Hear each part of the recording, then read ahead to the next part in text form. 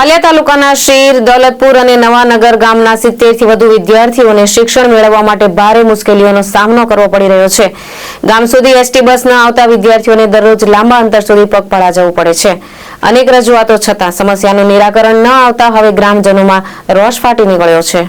વાલિયા તાલુકાના શીર, દૌલતપુર અને નવાનગર ગામના વિદ્યાર્થીઓ ડહેલી અને વાલિયાની શાળાઓમાં અભ્યાસ કરવા જાય છે, પરંતુ એસટી બસ ગામ સુધી ન આવતા તેમને દરરોજ લગભગ 5 કિલોમીટર ચાલવું પડે છે।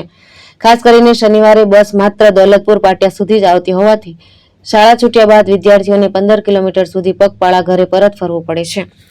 ગ્રામજનો દ્વારા એસટી વિભાગને લેખિત અને મૌખિક રજૂઆતો કરવામાં આવી છે, તેમજ તાલુકા પંચાયતના માજી પ્રમુખને પણ સમસ્યા અંગે જાણ કરવામાં આવી હતી, છતાં હજી સુધી કોઈ યોગ્ય પગલું ભરાયું નથી। ભણશે ગુજરાત, આગળ વધશે ગુજરાત જેવા સૂત્રો વચ્ચે વિદ્યાર્થીઓને ભણવા માટે સંઘર્ષ કરવો પડે છે, જે ચિંતાજનક છે।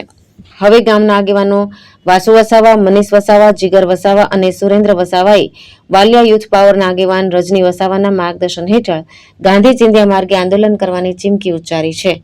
હું વાસુ વસાવા, સામાજિક આગેવાન, નવાનગર। હું આજે એક સમસ્યા લઈને સોશિયલ મીડિયાની અંદર રજૂઆત કરવા માટે અમે બધા સૌ ભેગા થયા છે કે અમારા વિસ્તારની અંદર ઘણી મોટી સંખ્યામાં છોકરીઓ અને આ નાના છોકરાઓ સ્કૂલ માટે જે જાય છે ડેલીની શાળામાં, ત્યાં એમને પડતી સમસ્યાને લઈને હું આજે રજૂઆત કરવા માટે આવ્યો છું। અહીંયાથી બસની એવી સમસ્યા છે કે લોકો 7 થી 8 કિલોમીટર ચાલીને બસ સ્ટેન્ડ સુધી પહોંચે છે। શરૂઆતમાં પહેલાં બસ શીર ગામ સુધી આવતી હતી, પણ અત્યારે બસ આવતી નથી। એના કારણે આ નાની છોકરીઓ છે એને પડતી સમસ્યા, નાના છોકરાઓ છે એમનો અભ્યાસની બહુ મોટી અસર પડે છે। તો મારે સરકારને એટલું જ કહેવું છે કે તમે આ જલ્દીથી જલ્દી આ બસની વ્યવસ્થા શીર ગામ સુધી, આ નવાનગર સુધી કરી આપો તો તમારો ધન્યવાદ। બાકી આ સમસ્યાનું નિરાકરણ નહીં આવે તો અમે ગાંધી ચિંધ્યા માંગે આંદોલન કરીશું। આ માહિતી અમને રજનીભાઈની આગેવાનીમાં જ્યારે અમે લોકો ડોર ટુ ડોર મુલાકાતમાં હતા તો દૌલતપુરની અંદરથી અમને આ માહિતી મળી છે કે ભાઈ અમારા ગામની અંદર બસ નથી આવતી ને એ છોકરીઓને આ તકલીફ પડે છે, તો આનું સમાધાન કરો। તો અમે રજનીભાઈની આગેવાનીમાં આજે સરકારની સામે ને એસટી નિગમની સામે અમે આ રજૂઆત કરી છે કે જલ્દીથી જલ્દી આ બસની સેવા ઉપલબ્ધ થાય ને છોકરાઓને એમની પડતી સમસ્યાનું નિરાકરણ આવે। ડેલી બસ આવે વાલિયાથી દૌલતપુરના સ્ટેશન સુધી બસ આવે છે, એની આગળ બસ આવતી નથી। છોકરાઓ 5-7 કિલોમીટર રોજ પેદલ ચાલીને બસ સ્ટેન્ડ સુધી પહોંચે છે। અને શનિવારે એક ટાઈમ બસ આવે છે એવું કંઈ? હા, શનિવારે એવું થાય છે કે શનિવારે સવારમાં લેવા આવે છે પણ મૂકવા બપોરે આવતા નથી, તો છોકરાઓ ડેલીથી 15 કિલોમીટર સુધી પગપાળા ચાલીને પોતાના ઘરે પહોંચે છે। આમાં એમના અભ્યાસને કેટલી મોટી અસર પડતી હશે। મારું નામ મનીષભાઈ છનાભાઈ વસાવા છે। હું દૌલતપુર નવી વસાહતનો રહેવાસી છું। અમારા ગામમાં કેટલીક સમસ્યા છે બસની, જે આવવા જવામાં તકલીફ કરતી છે અને છોકરાઓ દરરોજના સ્કૂલે જવા માટે સ્ટેશન સુધી જાય છે ને સ્ટેશનેથી આવીને સવારે બસ લઈ જાય છે છોકરાઓને, પણ દરરોજના પેદલ ચાલીને જવું પડે। 4 કિલોમીટર 5 કિલોમીટર એમ ચાલવાનું થાય નવાનગરથી। પહેલાં બસ છે ને શીર દૌલતપુર ગામમાં લગીને આવતી હતી ને હમણાં છે તો આવવાનું આ પુલના કારણે બંધ કરી દીધેલું છે। ચોમાસામાં એલું પુલ પર પાણી ગયું એના લીધે ને અત્યારે શેરડીની ટ્રકો ચાલતી છે, એના પરથી 20-25 ટન લઈને શેરડીની ટ્રકો નીકળતી છે ને બસ નથી નીકળતી એમ કહેવા માંગે છે ડેપોવાળા, ડ્રાઈવર, કંડક્ટર।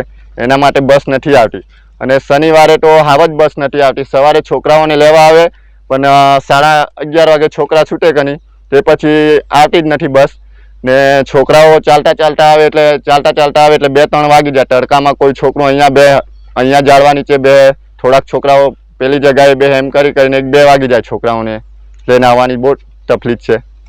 કોઈને રજૂઆત કરી છે તમે? અમે રજૂઆત કરેલી ગ્રામ પંચાયતનું, અમારે આંગણવાડી ખરી ગણી એનું ઉદ્ઘાટન કરેલું, ત્યારે 72 આવેલા પ્રમુખ સાહેબ, પછી અમારા સરપંચ સાહેબ હતા મનીષભાઈ, પછી સીડના સરપંચ અલ્પેશભાઈ ઉઠા, એમને લોકોને બી ચાલુ કરેલી। એ લોકોએ રજૂઆત કરેલી ત્યારે એ લોકોએ બસ ચાલુ કરેલી, દૌલતપુરથી શીર લગીને આવતી હતી પણ વચ્ચે પાછી બંધ કરી દીધેલી। આપણા પ્રમુખ 72 હતા એમને બી અમને રજૂઆત કરેલી કે તમારી બસ આવતી જ છે એમ, કે મેં એમને એમ કીધું હતું આવતી તે દરરોજના જ છે, શીર લગીને આવતેલી જ બસ, પણ અમારે એ માંગણી હતી કે શનિવારે બસ સવારે લેવા આવે છોકરાઓને ને બપોરના ટાઈમે છૂટવાના ટાઈમે આવતી જ નથી બસ હંમેશા જ। એ બધી રજૂઆત કરેલી અમે લોકોએ અધિકારીઓને, પણ એ લોકોએ કંઈ ધ્યાનમાં લીધું નથી। શું માંગ છે તમારી? અમારી એ જ માંગ છે કે શનિવારે બસ 11:30 વાગે ડેલીના સ્કૂલ પાસે આવે ને છોકરાઓને દોલતપુર સીલ લગીને મૂકી જાય એવી જ અમારી વિનંતી છે ને પુલ્લી વિનંતી છે એ બી જણાવેલું. હમણાં તો શેરડીની ટ્રકો ચાલતી જ છે, 20-25 ટન ભરીને શેરડી જાય, દૂધનો ટેમ્પો આવે સવાર સાંજ, દૂધની કેનો ભરીને જાય, એ બધી સમસ્યા છે. મોટા વાહન ચાલતા જ છે. અમારે એવું જ કેવું છે કે ખાલી બસ ચાલુ કરે, અમારે બીજી કોઈ માંગ નથી. મારું નામ અલ્પાબેન બિપિનભાઈ છે. હું વાલિયા સ્કૂલમાં અભ્યાસ કરું છું. અમારી ગામમાં પેલા બસ આવતી અમે અમને આ વેકેશને જ છોડી જતા છે. તમારે 4 કિલોમીટર ચાલતું જવાનું અને પોલ પર બસ નથી આવતી, પોલ તૂટી ગયેલો છે એવું કહેતા છે અને ટોલી શેરડીની બળાઈ જતી છે ત્યારે જ પોલ નથી તૂટી જતો, ત્યારે બસ કેમ નથી આવતી અમારું એ જાણવું છે. કેટલા કિલોમીટર સુધી ચાલો છો તમે રોજ? 4 કિલોમીટર અમે ચાલીએ છીએ. અને એકલું જવું પડે છે? હા, એટલું જ જવું પડે. તો કોઈ સાધન કે એવા મળતા નથી અહીંયા? નથી મળતા સાધન. ધર્મેશ રાણા, દ્રષ્ટિકોણ ન્યૂઝ, અંકલેશ્વર.